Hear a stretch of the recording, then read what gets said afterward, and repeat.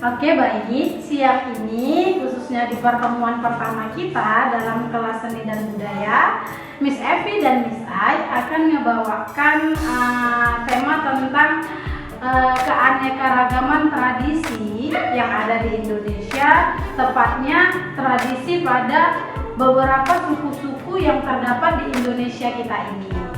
Nah, tradisi di Indonesia seperti yang kita ketahui, karena kita ini terdiri dari lebih dari ribuan suku di Indonesia, secara nggak langsung kita juga punya banyak jenis tradisi menarik dan unik yang terdapat di negara kita.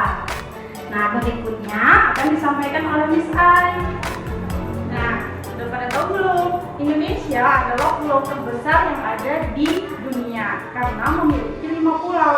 Pertama, Pulau Sumatera, kedua Pulau Jawa, ketiga Pulau Kalimantan, keempat Sulawesi, dan kelima Pulau apa? Pulau Papua.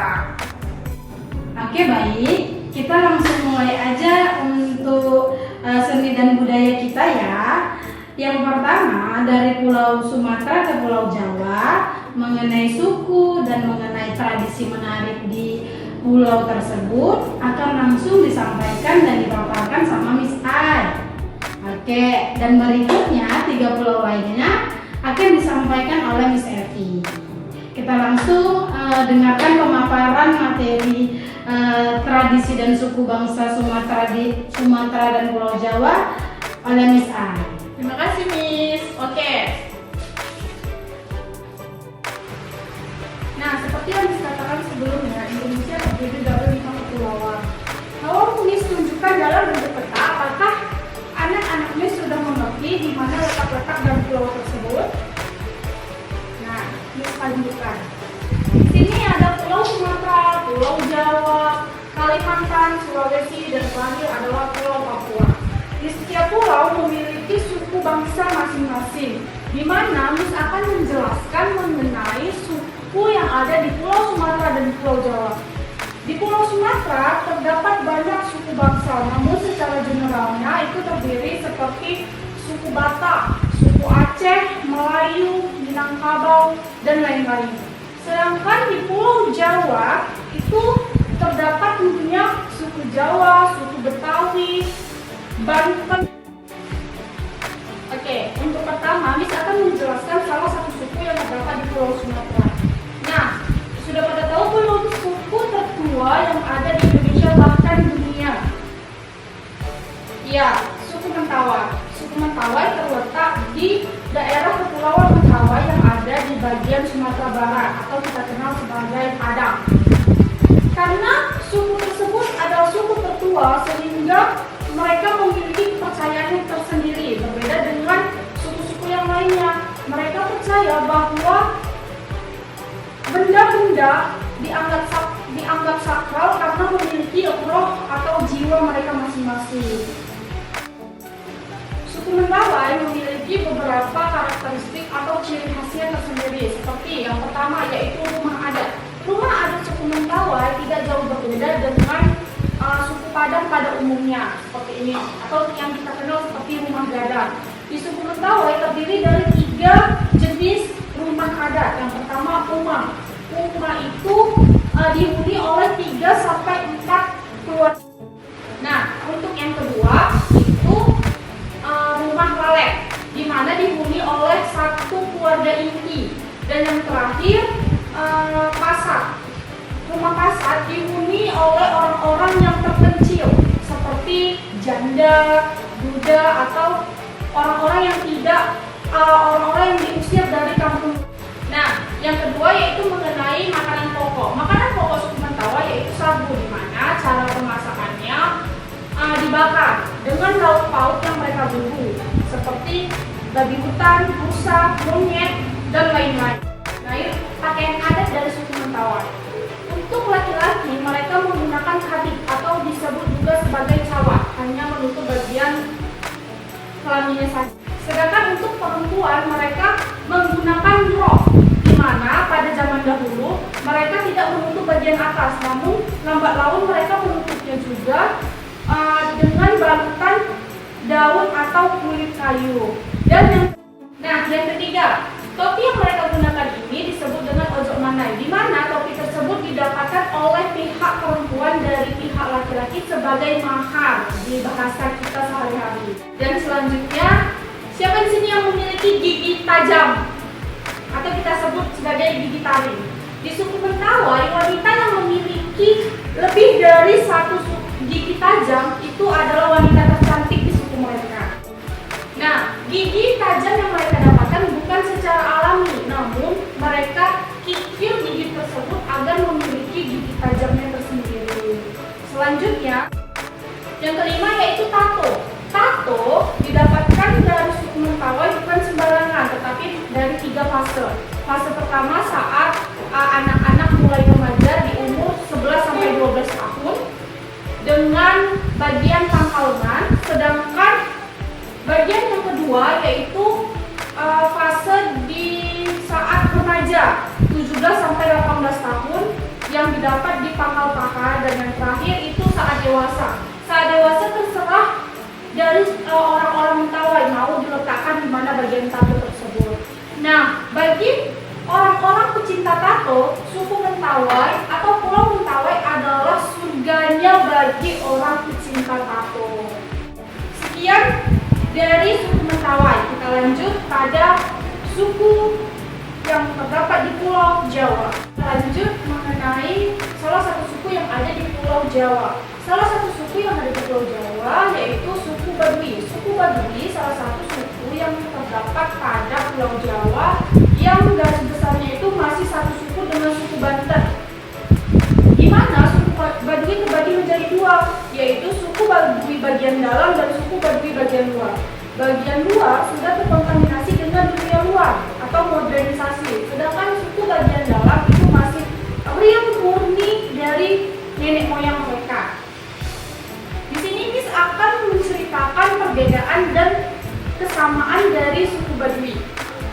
Yang dimana tadi perbedaannya yaitu sudah terkontaminasi dan belum. Nah, perbedaannya di suku Baduy bagian dalam, mereka menggunakan baju yang berwarna putih, tidak boleh dijahit, tidak boleh ada kantong, bahkan benang sedikit pun. Mereka mendapatkan baju tersebut dengan cara menenun. Sedangkan suku Baduy bagian luar, mereka sudah boleh menggunakan baju yang berwarna seperti hitam, boleh dikombinasi dengan warna yang gelap lainnya seperti coklat atau biru. Dan suku Baduy bagian luar boleh dijahit bajunya. Sedangkan yang sekarang itu persamaannya. Pertama, suku Baduy bagian dalam dan luar amat sangat gemar berjalan kaki. Walaupun mereka beriring dengan dunia luar, mereka tetap menjunjung tinggi untuk berjalan kaki kemanapun dimanapun itu. Yang kedua, kekayaan mereka bukan dilihat dari bentuk rumah, tetapi tembikar atau tempayan yang mereka punya di dalam rumah. Seperti ini.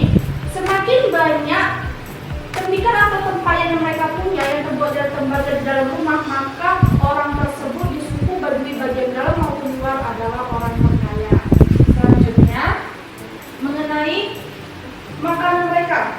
Untuk kita sebagai orang modern, makan ayam itu adalah hal yang lumrah, beda dengan suku Baduy bagian dalam ataupun bagian luar.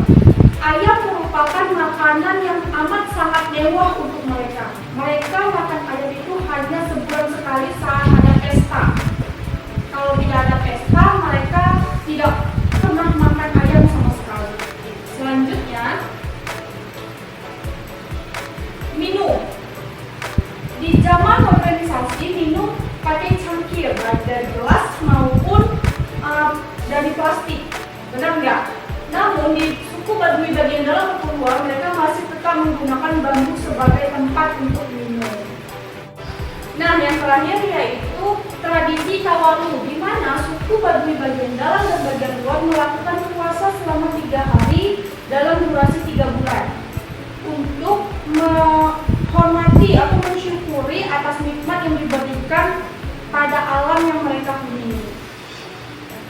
Sekian penjelasan dari Miss mengenai Pulau Sumatera dan Pulau Jawa. Selanjutnya, mengenai Pulau Kalimantan, Sulawesi, dan Papua akan dijelaskan oleh Miss Evi. Terima kasih.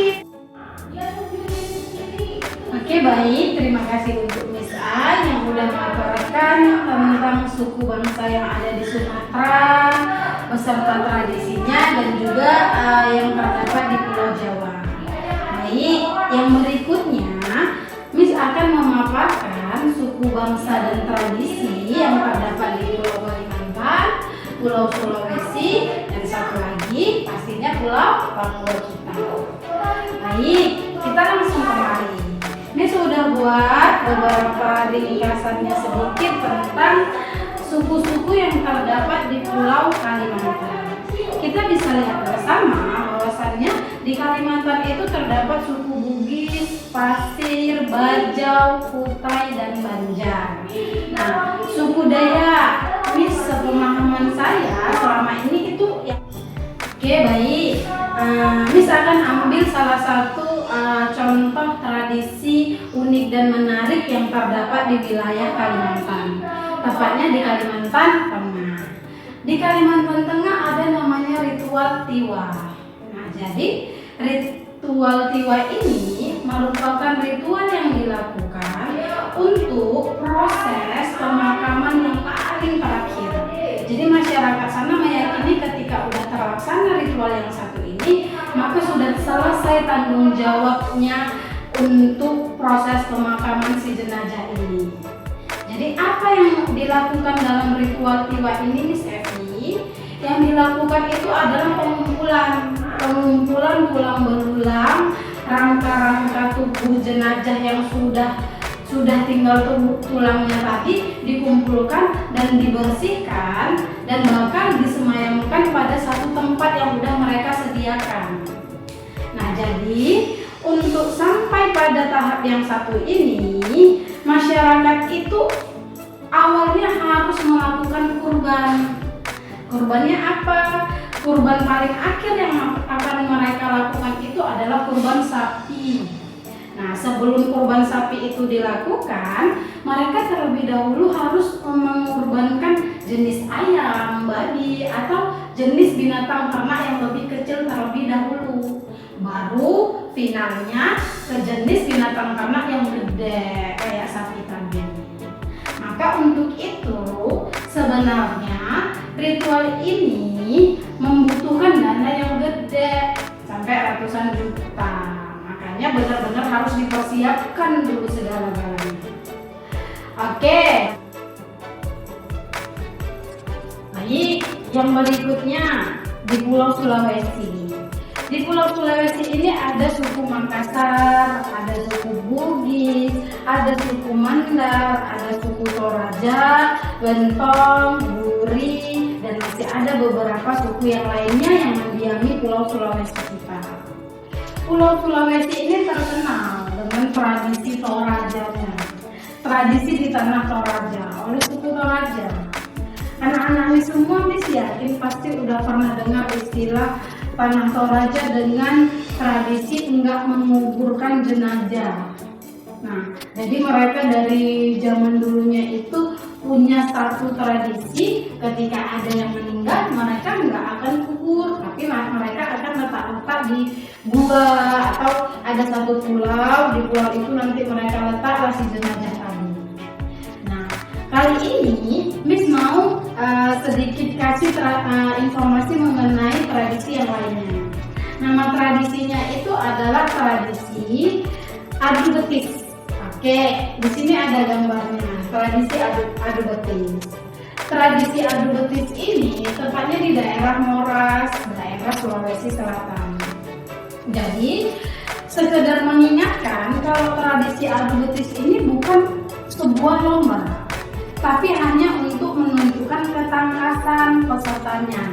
Jadi dia bukan lomba, memang suatu tradisi yang dilakukan setiap tahun untuk rasa syukur terhadap hasil panen mereka, kemudian untuk menjauhkan mereka dari mara bahaya, bentuk-bentuk kesialan yang lainnya.